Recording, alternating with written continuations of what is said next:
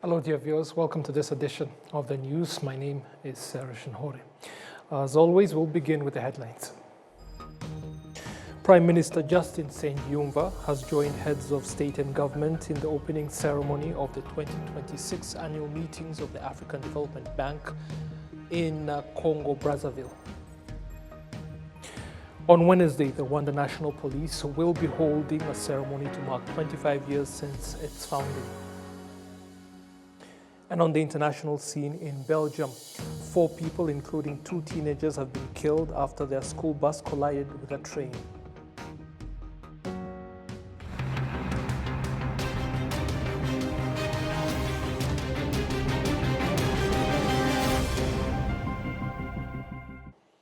Now straight to the details. During the annual meetings of the African Development Bank taking place in Brazzaville, that is Congo-Brazzaville, speakers called on Africans to work together in finding lasting solutions to major economic and development investment challenges facing the African continent. Discussions on the second day of the conference being held in the Republic of the Congo focused on how Africa can finance its own development at a time when foreign aid and external investment on the continent has been on the decline.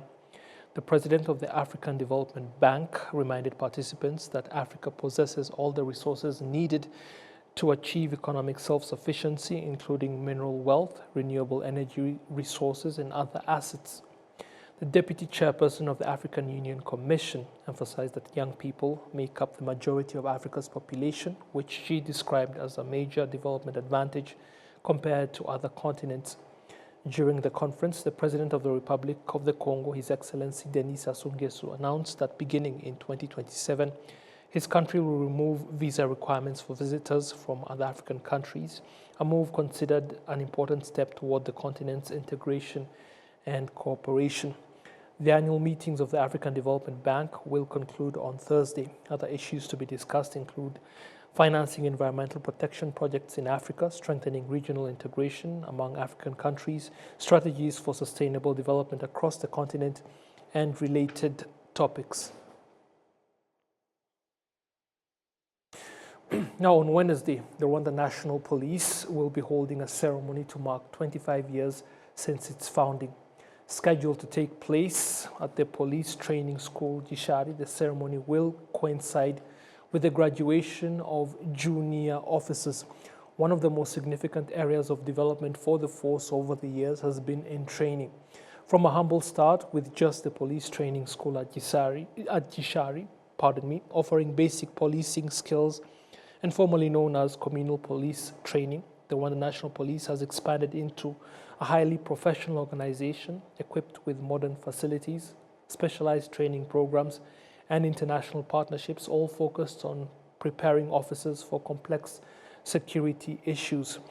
It has now 3 main institutions, that is the National Police College in Musanze District, the Police Training School Gishari, and the Counter-Terrorism Training Center Mayanje, that's in Bugesera District.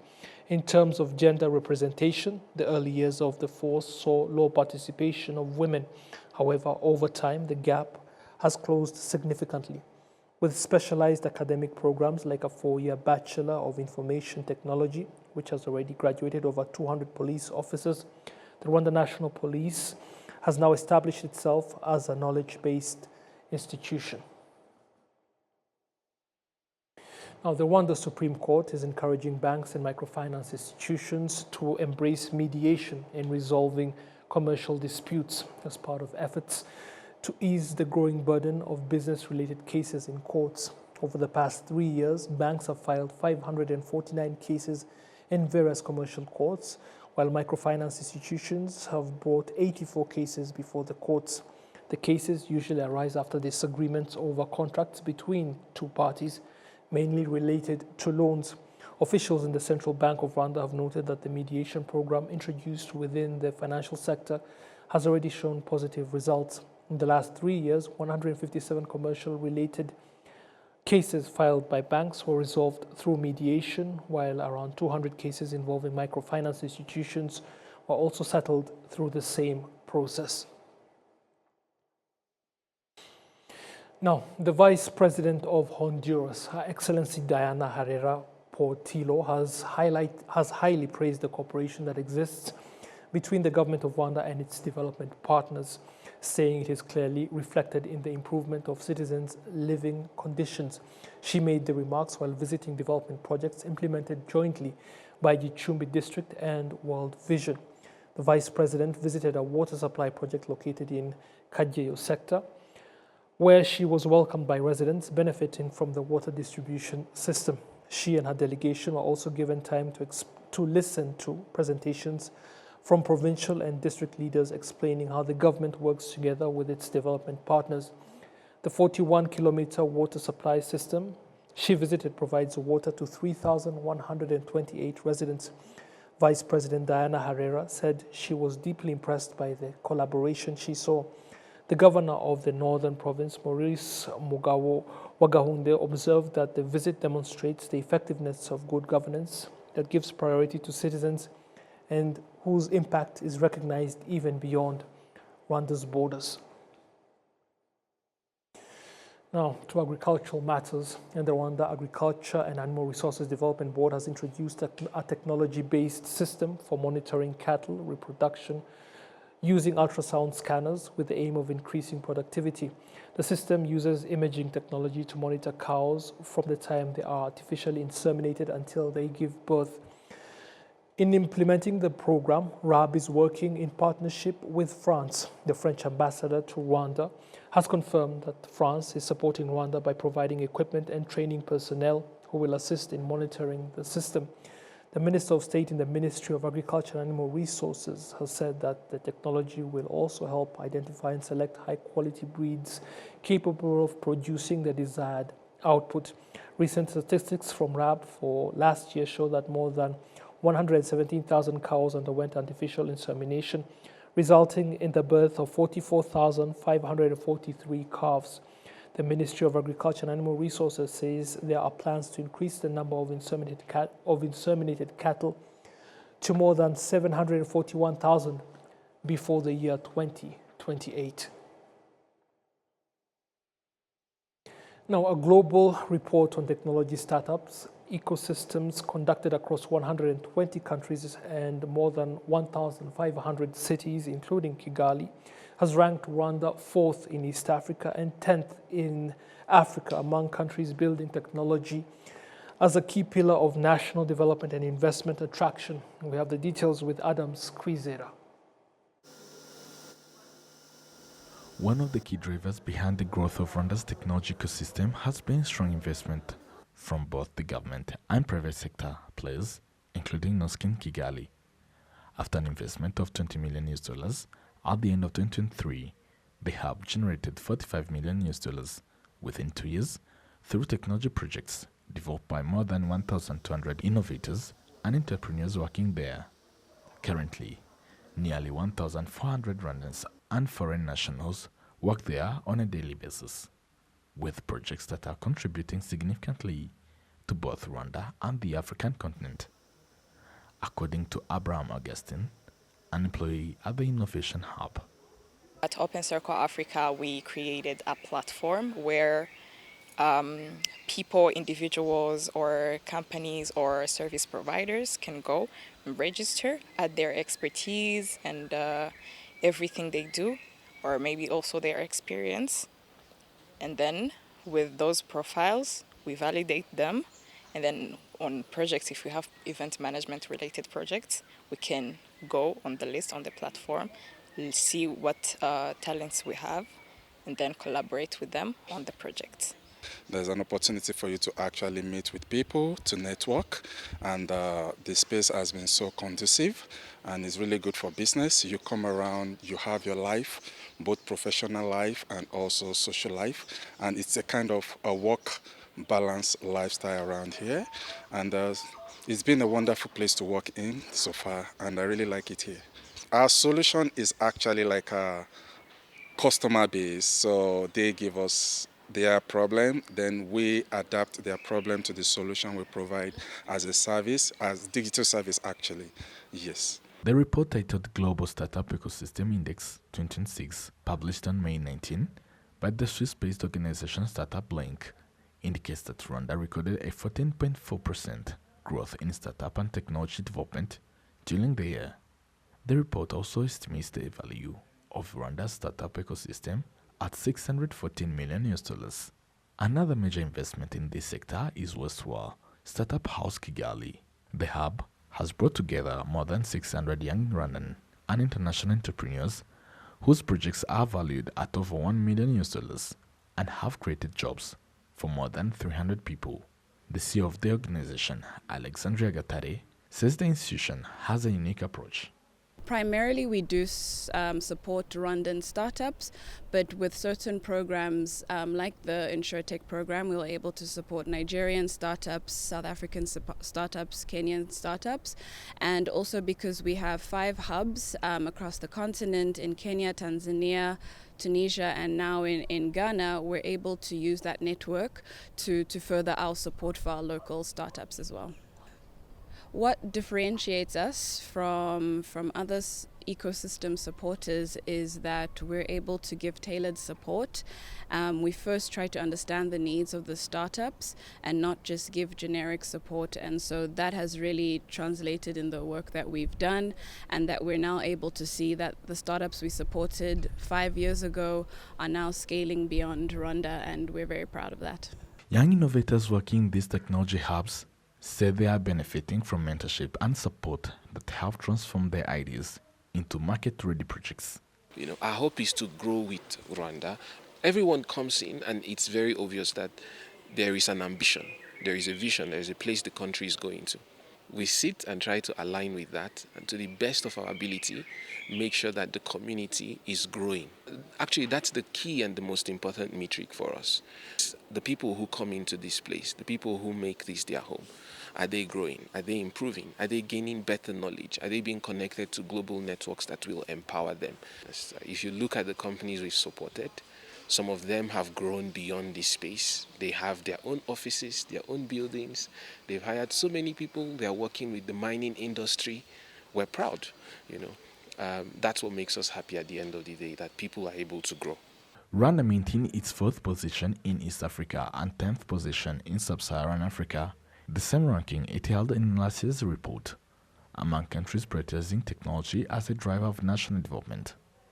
Tina Wase, who is responsible for digital literacy and outreach at the ICT Chamber under the Private Sector Federation, says Rwanda continues to perform well in supporting and nurturing technology startups. It's positioning itself to be on the top leader when it comes to innovation and technology.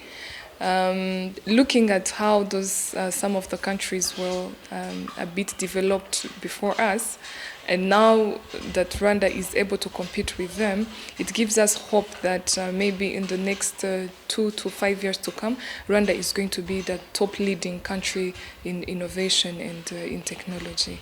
We are working hand in hand with the government because most of the big projects that we are implementing in the private sector, they are funded or they are supported by the government of Rwanda.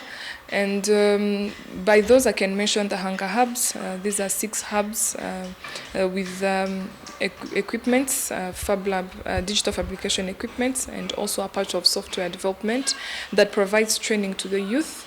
And looking at the numbers and how the whole ecosystem is growing from the Hunger Hubs, so far we have over 192 startups that were created. We have over 65 that are going to be funded, that are going to be given fundings. You can see that the working together between the private sector and the government is helping a lot the development of the innovation ecosystem. The report covered 120 countries and 1,550 cities worldwide, including Kigali. Adam Squizera, RwandaTV News. Young people from the refugee camps of Nyabiheke, Mahama and Chibiza are taking part in an advanced basketball development and digital skills training program combining sports mentorship with coding. Enola Gladys reports. The initiative was organized by partners affiliated with the Basketball Africa League, BAL, including NBA Africa, ServiceNow Africa, and other stakeholders committed to youth empowerment through sports and digital inclusion. Participants say the program is helping them overcome the social isolation often associated with refugee life, while also equipping them with valuable life skills and exposure to technology. The managing director of ServiceNow Africa, which partnered with BAL and NBA Africa to deliver the initiative, said investing in young people through sports and technology creates opportunities for long-term social and economic transformation. These are people that have been displaced, these are people that have lost everything, and these are people that are starting over. And what we started discussing is, instead of managing the young people in those camps, how do we invest in them? What can we do to invest in them? What can we do around education, around sports, to give them hope and to give them an opportunity to do something bigger? So we started looking at how do we build different computer labs? How do we create an opportunity for them to learn how to code? Because the one thing about coding in sports is it's very simple. It doesn't care where you're from. It doesn't care where you slept. It doesn't matter what language you speak. If you can code or you can play sports, you can be successful. So through coding and through sports and through education, we want to change the lives of the people that live in this camp.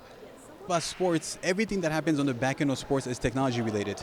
The teams that are the best run have a technology platform that enables them to make sure their athletes have everything they need, the vendors have everything they need, the partners have everything they need. So whether it's sports or any other business, the back end is always a technology platform. The head of corporate brand and products at RwandaTV, Bob Rutaringwa, emphasized that BAL continues to contribute to job creation, regional connectivity, and the growth of Africa's sports ecosystem through strategic partnerships, particularly in Rwanda, which is hosting the initiative. Thank you for that, Georgie. For us, let me first say that BAL, first of all, is not BAL actually, sports creates movement. And I mean, movement of funds, business, people, all of these things. And so our scope really comes back to the fact that we move people at a scale. So really our scope centers around bringing people together, connectivity. We want to really be the driver for connecting Africa as a whole. And that also speaks into our current strategy or current ambition to be the African career of choice, you know. So really connectivity speaks more into this partnership, into the scope of things that we need to do.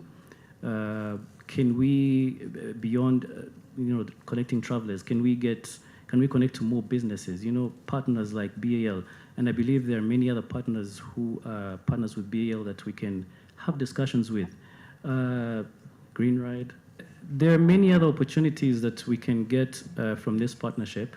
So really the scope is around how we can find value from this whole partnership. So for us, connectivity is really important, and we have BL as our ambassadors in most of these markets where we operate to say, you know, Rwanda is our African airline of choice. So if you love BAL, you love Rwanda. So during the BAL Innovation Summit, institutional stakeholders and sports industry leaders to discuss the future of professional sports and the innovation-driven economy, BAL President Amadou Galofal noted that one of their priorities is to increase the participation of women and girls in basketball in order to nurture talent, promote inclusion, and support economic empowerment.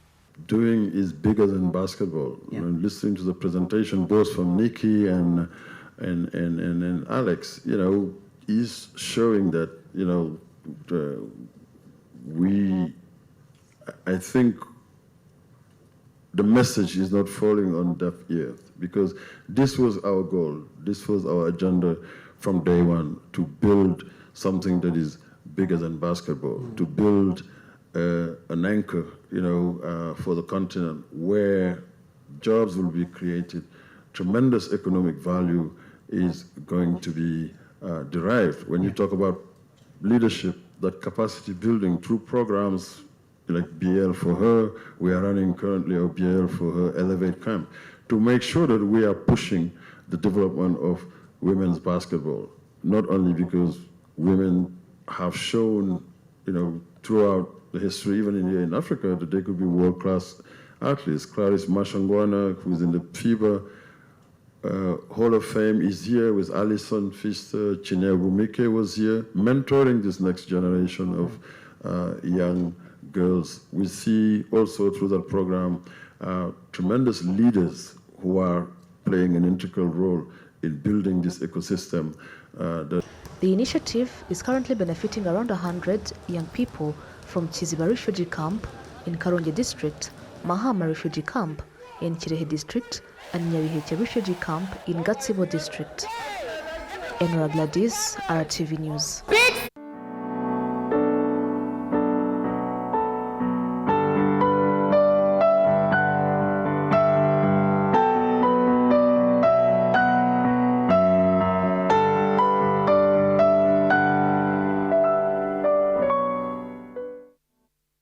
In Muhanga district, survivors of the genocide against the Tutsi from the former communes of Buringa, Mushubati are calling for historical information and testimonies to be collected and preserved at a museum built at the Nyarusangi Genocide Memorial. The appeal was made during activities marking the 32nd commemoration of the genocide against the Tutsi here in Rwanda. The Nyarusangi Genocide Memorial is the final resting place of the bodies of 1,670 Tutsi, many of whom were killed in Nyarusangi, in what was formerly Mushumbati commune, before their bodies were thrown into the Nyabarongo River, according to testimonies from witnesses.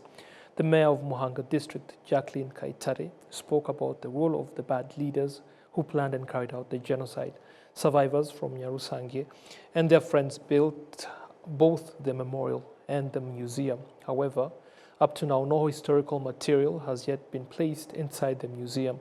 The president of Ibuka in Muhanga district, Fidel Dushimimana, emphasized that preserving historical information at all memorial sites is essential for safeguarding the history of the genocide against the Tutsi.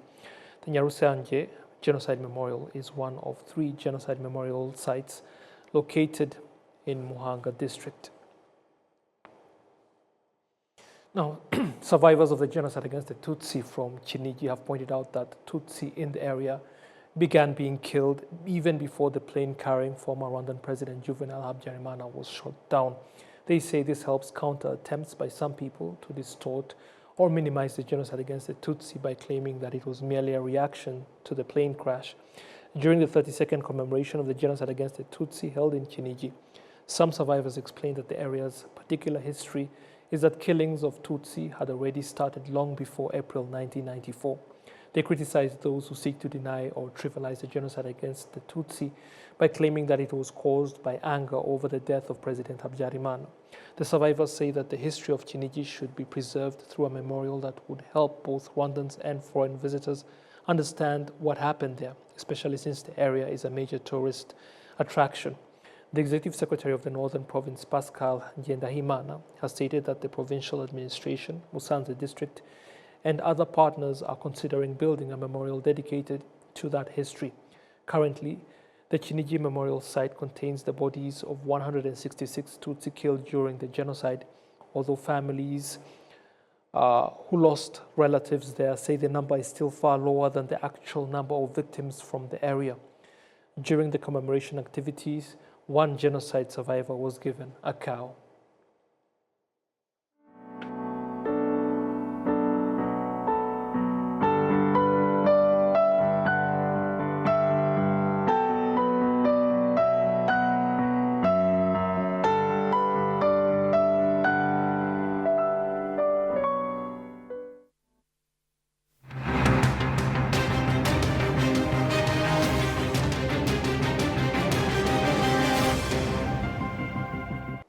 Let's leave it at that for now. But programs are continuing here on Rwanda Television, so don't go anywhere.